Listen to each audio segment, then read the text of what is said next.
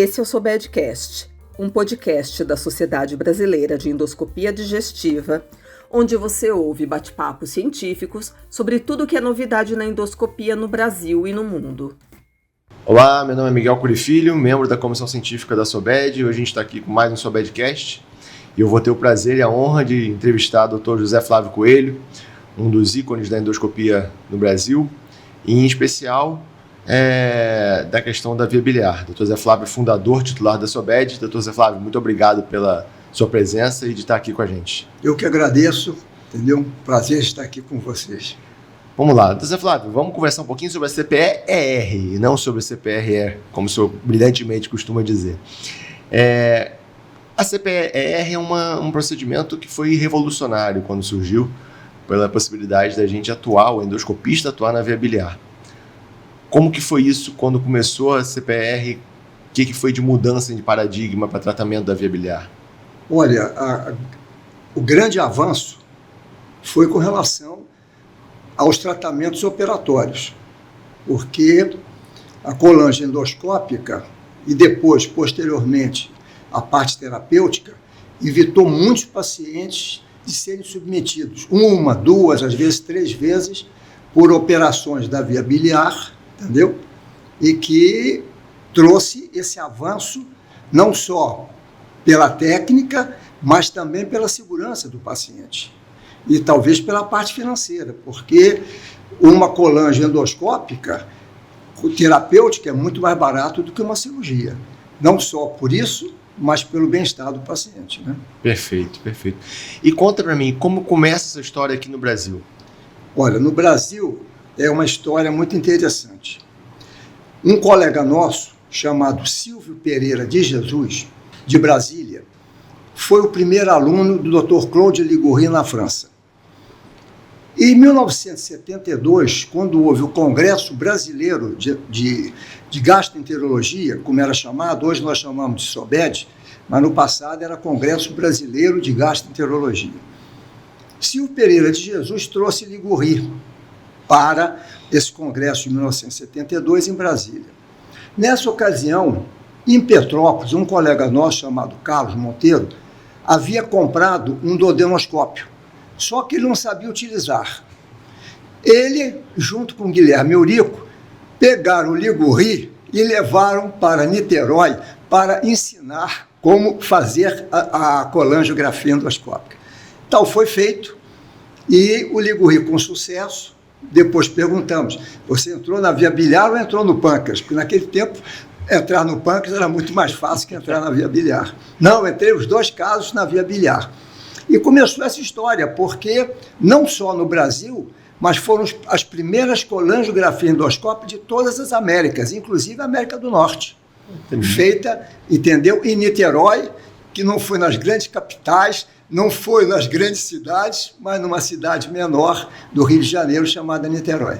Que legal. E a partir daí desenvolveu e tomou conta do estado e do Brasil inteiro, né? Sim, aí começaram todos nós, entendeu, a ficar interessados, entendeu, por essa nova técnica, e começaram, e depois vou citar os pioneiros. Não sei se é o momento agora de citá-los. Como você quiser, pode. Entendeu? Como você quiser. Então eu vou abrir a lista para não esquecer, porque eu acho que, com interesse cada vez maior pela endoscopia, surgiram os pioneiros em várias regiões do país. Estou lendo para não esquecer o nome de ninguém. Perfeito. Porque essa é a parte mais difícil da nossa conversa, porque eu não quero esquecer alguém. Vamos lá. Em Natal, nosso colega Caio Salem. Em Fortaleza, Augusto Lima. Em Recife, Luiz Paulo Reis. Em Salvador, Egelmar Barreto. Em Belo Horizonte, Edmar Fraga. Em São Paulo, Ashiba, Shinichi e Gank. Em Curitiba, Júlio César Pisani e Olival Leitão. E no Rio Grande do Sul, Raul Ritter e Ismael Maguile. E no Rio de Janeiro, nós temos, entendeu, o Luna, Luiz Leite Luna, Glaciomar Machado, Kleber Vargas e eu. Perfeito, excelente. E essa história, ela é desenvolvida em partes, né? Porque inicialmente, a princípio, a CPR era mais diagnóstica e aos poucos as coisas foram desenvolvendo em relação à terapêutica. Como que surge a papilotomia, como é que surge a vontade de atuar na via biliar, a questão da papilotomia? Bom, a história é dita que são dois, que no mesmo ano, que foi o ano de 1973, tanto na Alemanha, o Demely e o Classen, e no Japão, Kawai, eles fizeram as primeiras papilotomias do mundo. A história do Classen, do Demely, diz que era uma enfermeira que, como falei anteriormente, já tinha passado por vários processos operatórios e não tinha resolvido o seu problema. E então foi oferecido a ela essa possibilidade, por Classen, de fazer uma papilotomia. Ela aceitou e, dito por ele, as palavras são do Classen, que 10 anos depois encontra essa enfermeira muito bem, entendeu? E, já ao outro lado, no Japão, Kawai, usando um próprio papilotomo que ele fez, começou fazendo em animais, em cachorro, e depois em humanos, entendeu? Então, essa é a história do início da papilotomia. Muito interessante, legal. E em questão da papilotomia, retirada de cálculo e a prótese, como surge a prótese biliar? A prótese biliar é outra história interessantíssima, porque havia, e hoje ele continua sendo, um homem muito genial chamado Nib Sorrender. Naquele tempo era impressionante, porque os pacientes suicidavam-se por causa do prurido, porque não se operava na época paciente ictérico, por causa da insuficiência renal. Eu vivi numa enfermaria do professor Fraga, que era uma enfermaria de nome no Brasil, de gastroenterologia, e o doente ictérico nós esperávamos. Se flutuava a icterícia, operava. Se não flutuava, não operava. E esses doentes tinham um prurido horrível. Então criou-se, na época, um dreno nasobiliar para poder aliviar um pouco a icterícia e o prurido, principalmente. E Sorrender, entendeu? Genialmente, ele usou um pequeno pedaço de um dreno de uma angiografia transfemoral, que tinha 7 French. E aí Sorrender, então, colocou na via biliar. E aí surgiu a prótese biliar plástica no começo. E depois, que nós sabemos da história, vieram as outras próteses, entendeu? E, finalmente, as próteses metálicas atuais, e Axel e outras interessantes. Como é que a atuação de uma pessoa com um pensamento que a gente chama hoje de fora da caixa, né? Conseguiu revolucionar completamente o tratamento da icterícia. Mas aí vem uma história interessante com a prótese, porque o que acontecia? Nós colocávamos uma prótese de 7 French e o fio-guia era um Savary. Então ficamos 1 hora para conseguir colocar a prótese. Nossa. E quando ia retirar o fio-guia, a prótese vinha junto. Entendeu? E na época, então, o que revolucionou foi o fio-guia. E foi o primeiro fio da Cook, aquele teflonado verdinho, entendeu? Resolveu o problema de retirada das próteses.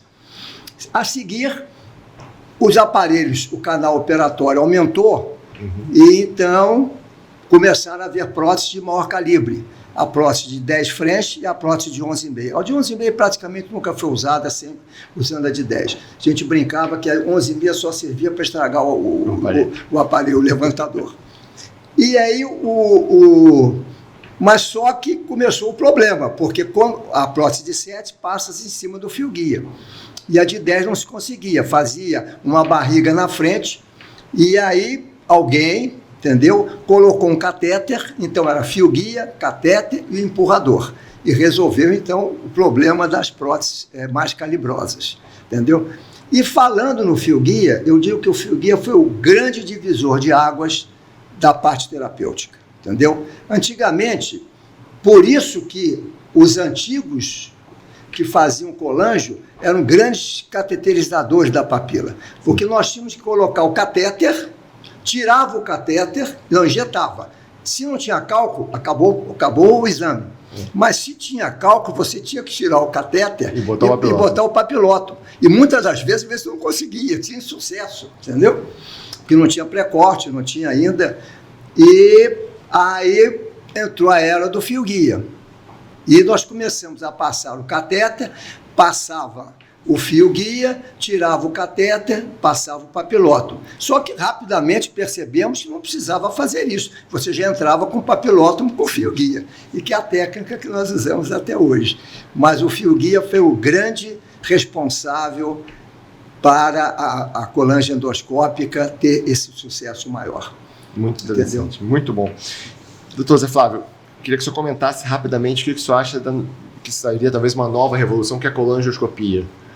O que o senhor acha do surgimento do colangioscópio, a gente poder ver dentro do ducto biliar? A importância disso. É importante. Isso eu falo com uma certa razão, porque parece que as pessoas estão pensando que o colangioscópio foi feito agora. Não, o colangioscópio começou em 1974. O colangioscópio cirúrgico, que se fazia durante as cirurgias, e o colangioendoscópico, a colangiografia endoscópica começou em 1976, com o Baby Scope, entendeu? Depois a Cook até tentou um outro aparelho mais fino, mas parece que não evoluiu, e finalmente surgiram esses colangioscópios agora modernos, entendeu? Que a Boston e a Cytec, entendeu? Nós temos utilizado eles, entendeu? Agora, o que a colangioscopia ajudou? Primeiro, na retirada de cálculos grandes, entendeu? Depois, a possibilidade, que é muito interessante, porque algumas estenoses você não consegue passar o fio-guia, e com a visão do colangioscópio você vê o orifício pequenininho e você consegue então passar o fio-guia. Isso foi um grande avanço, entendeu? E essas técnicas virão, né? Mas a colangioscopia, eu vou dizer, não é uma técnica nova. Perfeito. Mas uma ressalva. A colangiografia, essa nova, é operador dependente, é operador isolado, sim. É um operador. As outras eram mais complexas, do Baby Scope, com o Mother, tinham 2 operadores. Então, essa é considerada simples operador. Por isso, realmente é uma técnica. Só que eu comecei a ouvir agora, estou vendo que as pessoas estão trabalhando agora em dupla. Quer dizer, está voltando à época do Baby Scope. José Flávio, muito obrigado. É muito interessante, é muito bom poder contar com pessoas como o senhor, que fundaram, revolucionaram e estão sempre dispostos a passar para a gente, os mais novos, toda a experiência e toda a expertise de vocês. Mais uma vez, eu fico muito feliz e muito honrado de ter podido fazer essa entrevista com o senhor. Não, eu que agradeço a oportunidade, e eu acho que, atualmente, se eu posso acrescentar, nós estamos entrando na era da colangio e a ecoendoscopia. E aí eu tenho a impressão, e gosto de falar isto, é que quando se faz a endoscopia, o aparelho de endoscopia não faz eco, mas o aparelho de eco faz endoscopia. E muito boa, a imagem da endoscopia do eco é excelente. Se essas empresas não tiverem a ganância, nós futuramente teremos um aparelho. Esse aparelho será um aparelho de endoscopia que nós entramos, fazemos a parte endoscópica e, se necessário, faz a parte do eco. Eu acho que o futuro será esse aparelho. Então, Zé Flávio, muito obrigado e até o próximo SOBEDcast.